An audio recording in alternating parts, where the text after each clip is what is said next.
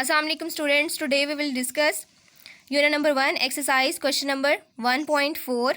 Draw the flow charts for the following problems. आज हम part number 1 और 3 discuss करेंगे. Part number 1 is input two numbers n1 and n2. Determine whether n1 divides n2 और not. Students, हमने एक flow chart draw करना है और इस फ्लो चार्ट में हमने टू नंबर्स एंटर करने हैं विद नेम्स n1 n2 और ये चेक करना है कि नंबर n1 नंबर n2 को डिवाइड करता है या नहीं करता. स्टूडेंट्स, ये पार्ट नंबर 1 का फ्लो चार्ट है. फ्लो चार्ट के स्टार्ट पे टर्मिनल सिंबल है, ओवल शेप है. उसके बाद इनपुट सिंबल है, पैरेललोग्राम है. इसमें हम नंबर्स एंटर करेंगे विद नेम्स n1 n2. ये टू नंबर्स हैं प्रोग्राम की रिक्वायरमेंट के अकॉर्डिंग, जिस प्रॉब्लम की हम फ्लो चार्ट ड्रॉ करें उसकी रिक्वायरमेंट के अकॉर्डिंग. उसके बाद नेक्स्ट है प्रोसेस सिंबल. प्रोसेसिंग में हमने ये चेक करना है कि नंबर n1 नंबर n2 को कम्प्लीटली डिवाइड करता है या नहीं. तो इस चीज़ को चेक करने के लिए हम मॉडुलस ऑपरेटर यूज़ करेंगे.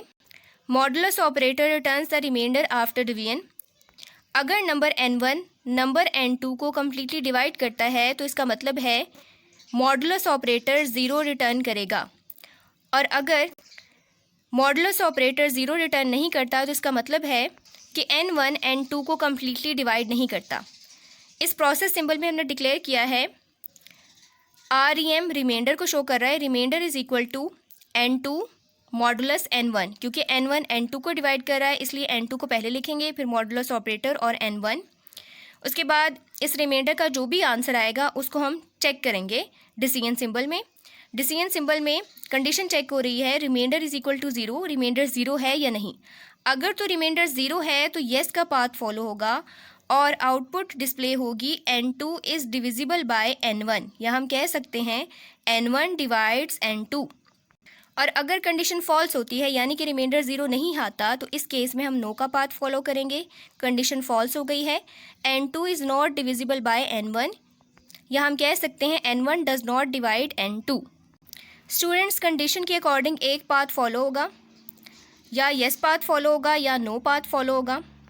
और at the end flow chart and होगा इस टर्मिनल सिंबल पे, यानी ये एंड ऑफ फ्लो चार्ट. अगर रिमाइंडर ज़ीरो होगा तो फ्लो चार्ट में एग्जीक्यूशन फ्लो यहाँ से यहाँ और इस साइड से ये एंड तक होगा. और अगर कंडीशन फॉल्स हो तो फ्लो चार्ट में फ्लो ऑफ एग्जीक्यूशन यहाँ से नो पाथ में और ये फिर फ्लो चार्ट का एंड होगा. Next part number 3 is input a number and calculate its factorial. एक नंबर एंटर करना है और उसका फैक्टोरियल कैलकुलेट करना है. फ्लो चार्ट से पहले हम फैक्टोरियल डिस्कस करते हैं. स्टूडेंट्स, फैक्टोरियल आप हायर क्लासेस में पढ़ेंगे. किसी भी नंबर के फैक्टोरियल का मीनिंग ये होता है कि इस नंबर को इससे प्रीवियस तमाम नेचुरल नंबर्स से मल्टीप्लाई कर दिया जाए. फॉर एग्जांपल, अगर 4 का फैक्टोरियल लेना है तो इसका मतलब है कि 4 को इससे पहले तमाम नेचुरल नंबर से मल्टीप्लाई कर दिया जाए. इसी तरह से अगर 5 का फैक्टोरियल लेना है तो इसका मतलब ये है कि 5 को प्रीवियस तमाम नेचुरल नंबर्स से मल्टीप्लाई कर दिया जाए. स्टूडेंट्स, फैक्टोरियल को मैथ्स में शो करने के लिए ये एक्सक्लेमेशन मार्क यूज़ होता है. 4 फैक्टोरियल का मतलब होगा 1 multiplied by 2 multiplied by 3 multiplied by 4. 5 factorial का मीनिंग होगा 1 multiplied by 2 multiplied by 3 multiplied by 4 multiplied by 5. Students, factorial basically product है. अब हम इसका फ्लो चार्ट डिस्कस करेंगे. फ्लो चार्ट के स्टार्ट पे टर्मिनल सिंबल है to indicate the start of flow chart. उसके बाद हमने फैक्टोरियल की इनिशियल वैल्यू 1 डिक्लेयर की है क्योंकि बाद में आने वाले नंबर्स में से किसी भी नंबर को अगर 1 से मल्टीप्लाई किया जाए तो उस नंबर की आइडेंटिटी बरकरार रहेगी, इसलिए हमने फैक्टोरियल की इनिशियल वैल्यू डिक्लेयर की है 1.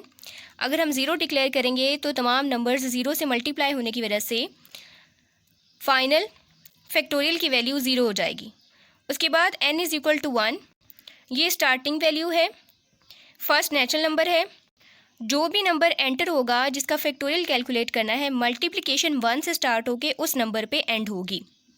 उसके बाद इनपुट सिंबल है, पैरेललोग्राम शेप है. इसमें हम नंबर एंटर करेंगे जिस नंबर का फैक्टोरियल कैलकुलेट करना है और उसको स्टोर करेंगे विद नेम NUM नंबर. उसके बाद प्रोसेस सिंबल है. प्रोसेस सिंबल में factorial is equal two factorial multiplied by n.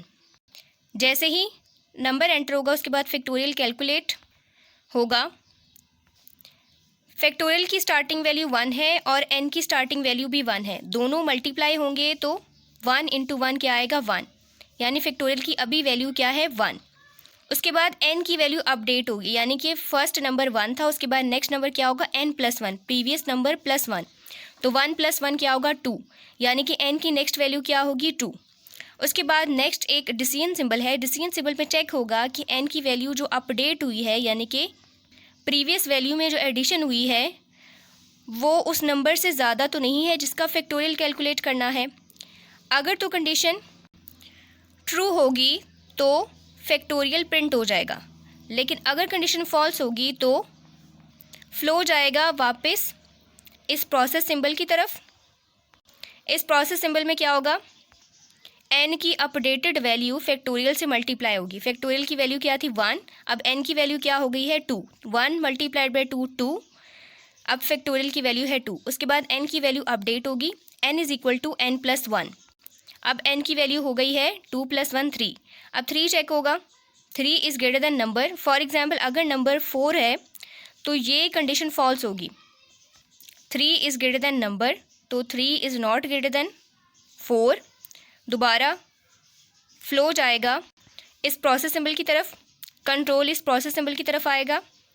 अब n की वैल्यू क्या है 3 और फैक्टोरियल की वैल्यू है 2। अब फैक्टोरियल की वैल्यू 2 मल्टीप्लाइड बाय n की अपडेटेड वैल्यू है 3, 3 मल्टीप्लाइड बाय 2 6 आएगा। उसके बाद n की वैल्यू अपडेट होगी, n की वैल्यू अब क्या होगी 3 + 1 4, n की वैल्यू 4 होगी। हमने सपोज किया है कि जिस नंबर का फैक्टोरियल कैलकुलेट करना है वो 4 है, तो यहाँ पे चेक होगा 4 ग्रेटर देन 4, यानी अभी जो अपडेट करके वैल्यू आई है n की वो 4 है, तो 4 ग्रेटर देन 4 ये कंडीशन फॉल्स है। दोबारा फ्लो जाएगा इस तरफ, कंट्रोल इस प्रोसेस सिंबल में आएगा, फैक्टोरियल दोबारा से कैलकुलेट होगा। अब फैक्टोरियल की वैल्यू क्या है 6, n की वैल्यू है 4, तो 6 मल्टीप्लाइड बाय 4 क्या आएगा 24।